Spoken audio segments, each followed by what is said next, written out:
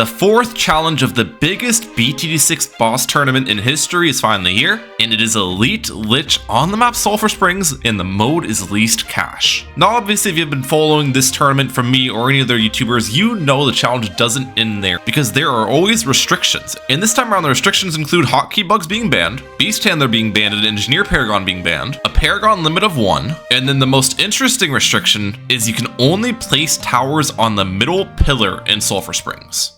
So let's hop into my run, where you can see, wait, I have a banana farm placed outside the middle section. Have I already broken the rules? Well, no, not really. There's a technicality in the rules where you can pretty much do whatever you want, use band towers, place stuff in band locations on the rounds that the boss is not present. And the reason behind this is because the organizers of the event have to watch video footage of everyone's submissions, and if they watched all 120 rounds, it would just be too much. So they only look at the rounds where the boss is present, which is nice for me because it allows me to start with a banana farm, which is impossible to place in the middle pillar, to help stem my farming for the early game. But besides that, we can kind of get into my general strategy. You can see I have the hero Admiral Brickell here, which hasn't been placed yet. We'll be placing him later. But why did I bring Admiral Brickell?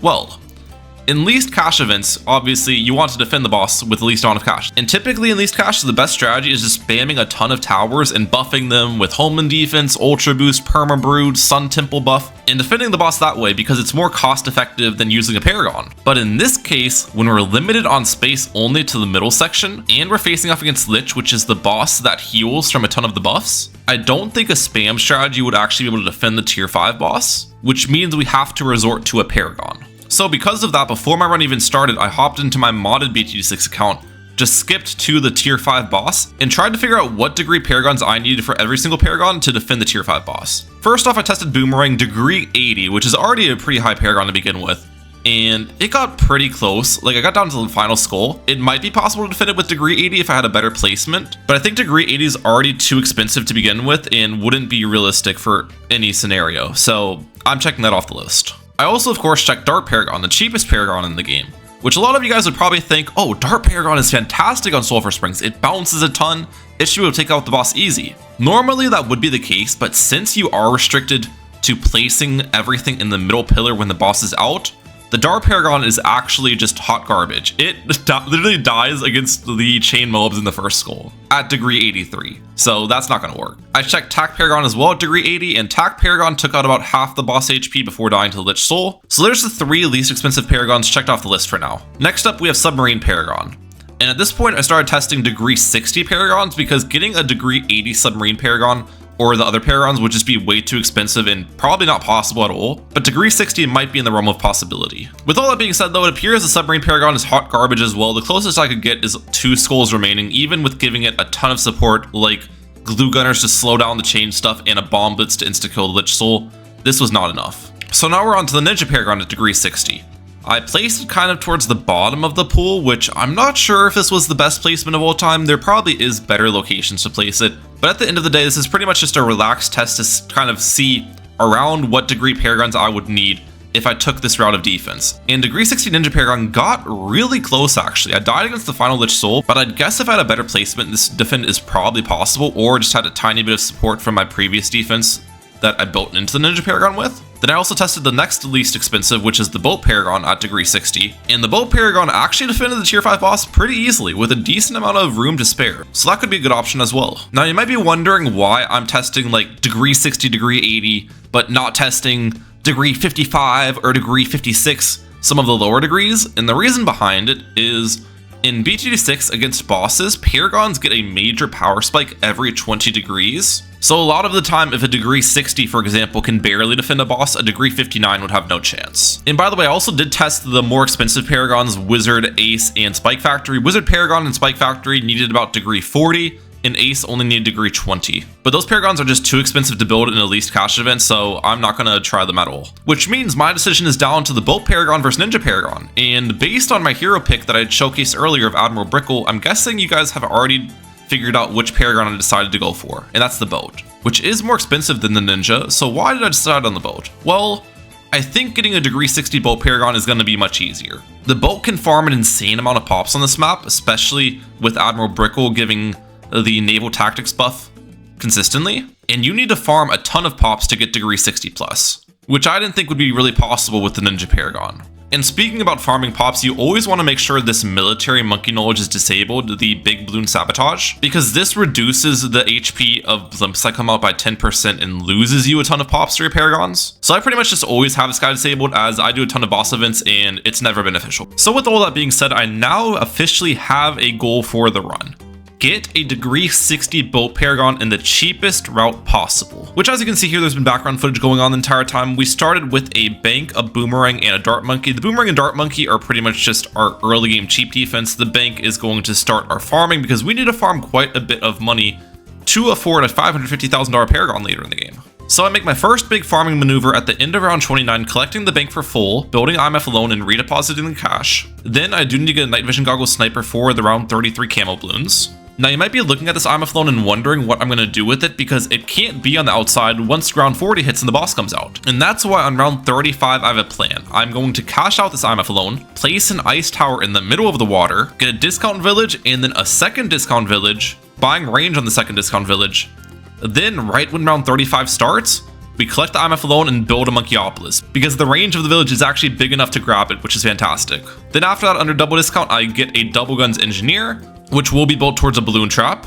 And on round 36, I do need additional camo detection, so I end up getting a heli into IFR, and that will be a support Chinook later. Our balloon trap being afforded on round 37, by the way, which helps me out for those lead balloons I needed it for. At this point too, I do finally get my hero down, Admiral Brickell, round 38 placement. A lot later than you typically want to place your hero, but I didn't really need him for the early game, and I was able to double discount him as well, which is kind of nice.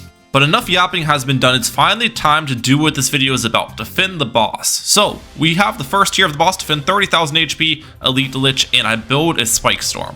The plan here is pretty simple. Spike Storm can actually just completely solo the tier 1 boss defend. So we'll be using that Spike Storm ability, and it insta-kills Lich Soul as well, which is fantastic. Now you might be looking at this and wondering, why would you go for a Spike Storm, Ryan? Your plan is to get bolt pops, your plan is to build a bolt paragon, just use bolts to defend. Which is an idea, but the thing is, before I build up any of my boats, I actually want to get a Sun Temple. That will be a really important part of my strategy, and I need my Sun Temple to have 50,000 of support sacrifice, which the Spike Storm is a support tower, which is going to be part of the sacrifice, which is fantastic, and it makes the tier 1 defense very easy for me too. So I was thinking I could kill 2 birds with 1 stone there. I also did build a support Chinook mid defend as well. This is going to be really important for me. One, it's going to give me a little bit of extra income, which is fantastic. It'll blow balloons back in my balloon trap too, which helped me out quite a bit. But the main reason for this is that it actually farms lives. I need to farm a ton of these guys, because if I don't do so, I would just simply die against the Lich Souls on the tier 5 defend. So yeah, this heli plays a pivotal role for us. But either way, we have made it to about 10,000 HP remaining. The boss is traveling right by this top bend again, waiting for the Spike Storm to come back. And with this next Spike Storm ability, we take it down to only 2 skulls remaining and insta-kill all the insides. Dude, Spike Storm is just so good against Lich. It's like a cheat code against this boss, because even the chain Moabs, which typically give a ton of problems, especially on the tier 1 defend, those are not an issue at all if you have that Spike Storm ability used.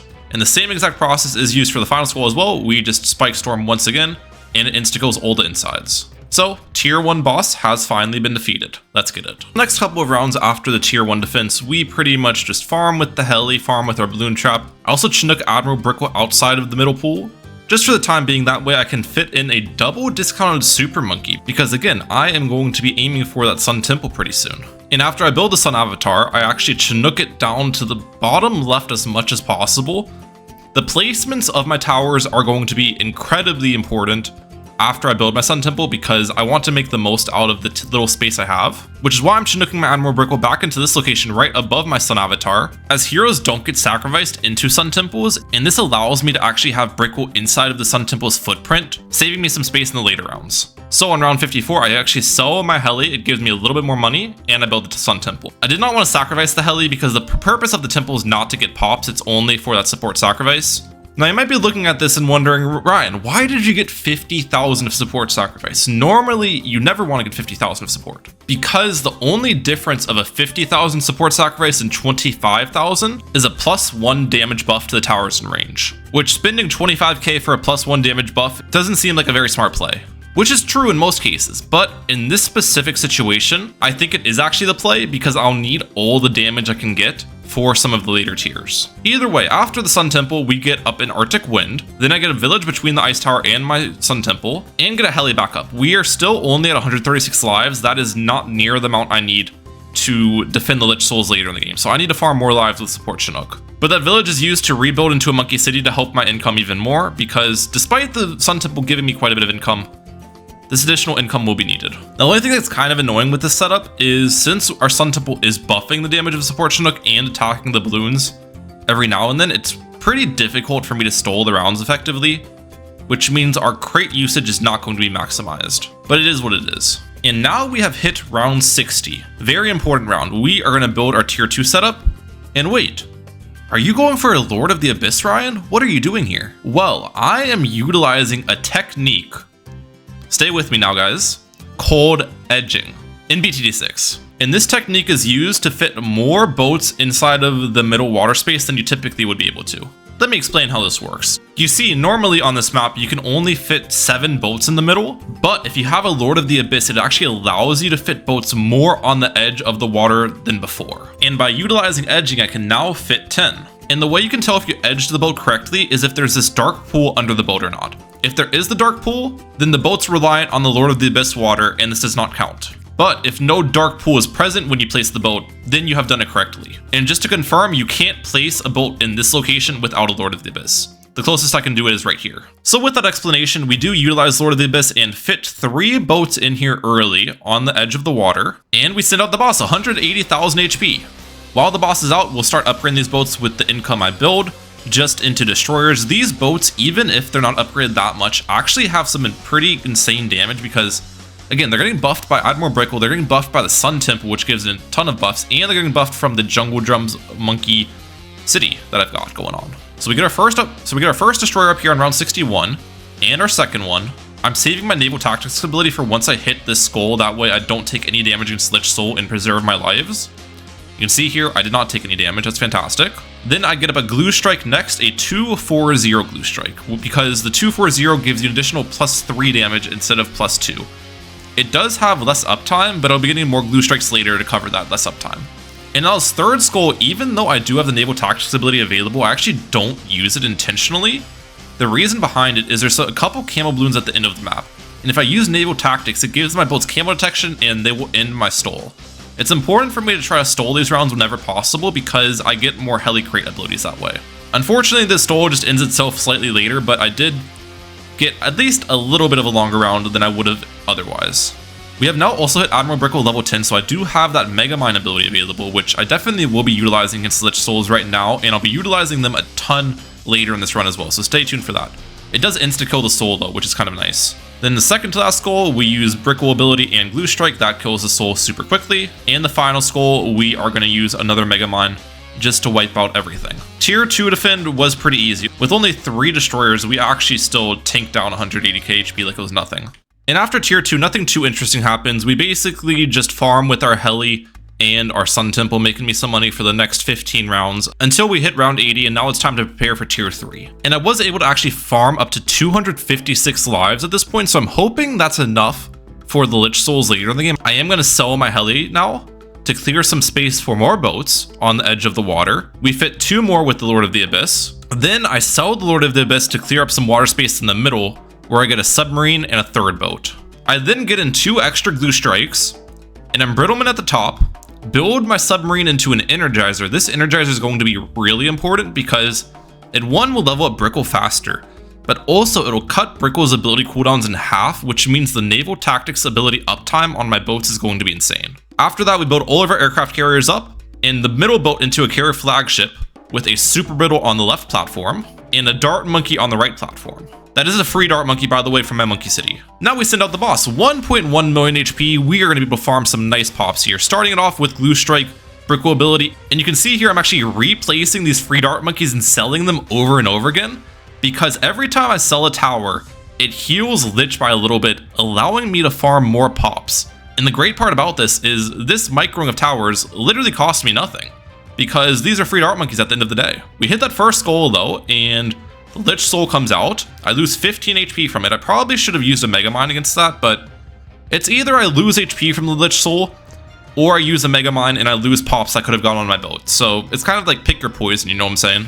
But we keep spamming these Dart Monkeys. We hit the second Lich Soul. This time around, we actually did not take any damage from it, which is great. Still 32 more Dart Monkeys to micro. And we're going to micro every single one of these on this defend, guys.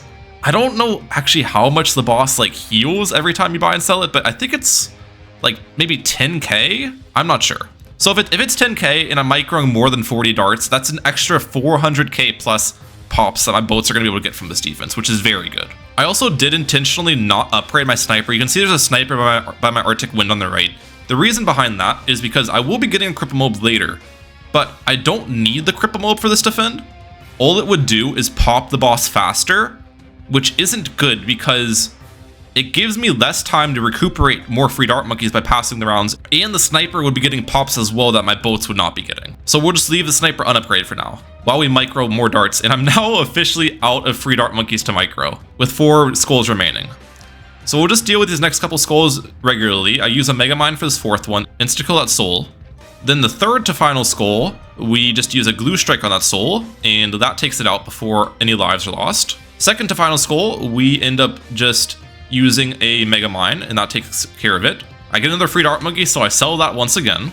And we have now hit the final skull. We just deal with that pretty easily with the Naval Tactics ability. We get another free Dart Monkey too, and we micro that once again. Tier 3 boss has gone down, and we farmed a lot of extra pops during that. I feel like that was a great defend. Now, as you can probably guess, nothing interesting happens after the Tier 3 defend once again. It is simply just farming pops on the boats against all of the rounds in preparation for Tier 4, which will be the most important tier yet, and the hardest one. So here we go, the first time around on this defense, I wanted to see what it would look like without Cripple Moab, because if I can avoid spending that cash, it's gonna help my score a ton. And my initial plan with Tier 4 here was get as much damage against the boss as possible, but I don't think I'll be able to defend all 4.8 million HP.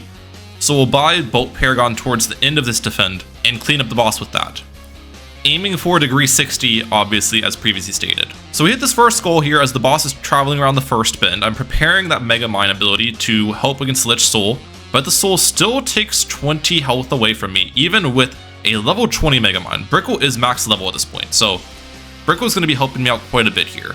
And the Mega Mine comes back so quickly too that I can end up using Mega Mines against just the general HP of the boss and against the Soul as well. And we now hit that second skull, once again using the Mega Mine against insides. Another great part about the Mega Mine, besides it hurting the Lich Soul, is it does pretty much insta-kill a lot of the undead stuff, like the undead DDTs and whatnot. So that's great too. Now, as we approach this third skull, one thing I was pondering doing during this defend was targeting my boats on last, because the boats do get 10% extra attack speed from a Monkey Knowledge when on last targeting, but I don't think it would really ever target the boss is the problem. There's always blimps coming out from the top that would just be targeted, so most likely it wouldn't be effective. Either way, we hit this third skull now, once again, using all of my abilities against the Soul. It still takes 20 lives from me though, and we're down three skulls, which is pretty solid. I mean, we've done over 2 million HP against the boss so far, which means I have at minimum farmed 2 million pops in the boats. More than that though during this defend, because I'm also popping all of the blimps that are coming out from the top in the process. And I'm not sure if you guys remember from the start of the video, but for degree 60, if you have a 100 tiers bot, you need a little bit more than 10 million pops.